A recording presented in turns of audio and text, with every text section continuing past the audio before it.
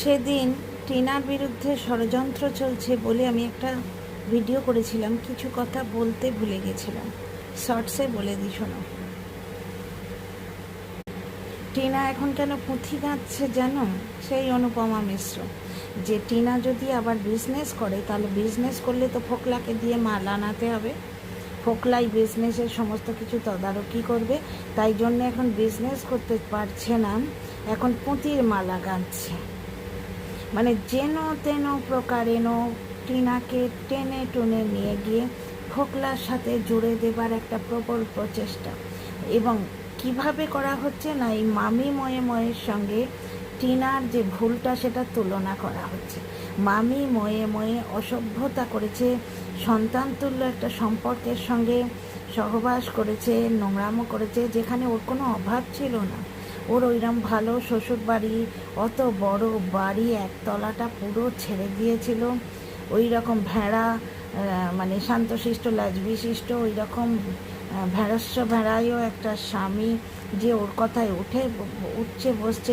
টিনার শাশুড়ির মতো দলচাল শাশুড়ি নয়, খাওয়ার কষ্ট নয়, কথায় কথায় ড্যাশবেটি ডাক নয়, জামা কাপড় দেয় না, এরকম কোনো কিচ্ছুর ওর অভাব নেই।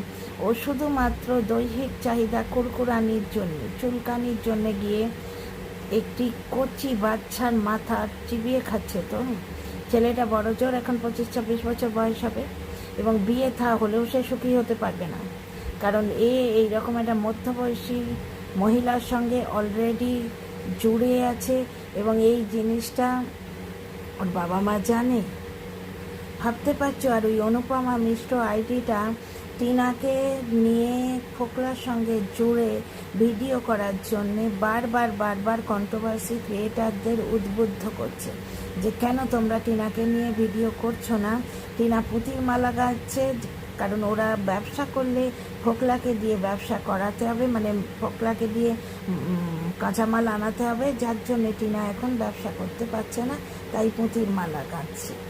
এই রকম নানা রকম উৎপটাং তথ্য সাপ্লাই করছে, বুঝতে পারছো? নানা রকম উৎপটাং তথ্য সাপ্লাই করে টিনাকে আবার কোনো রকমে ফোকলার সঙ্গে জুড়ে দেবার চেষ্টা করছে।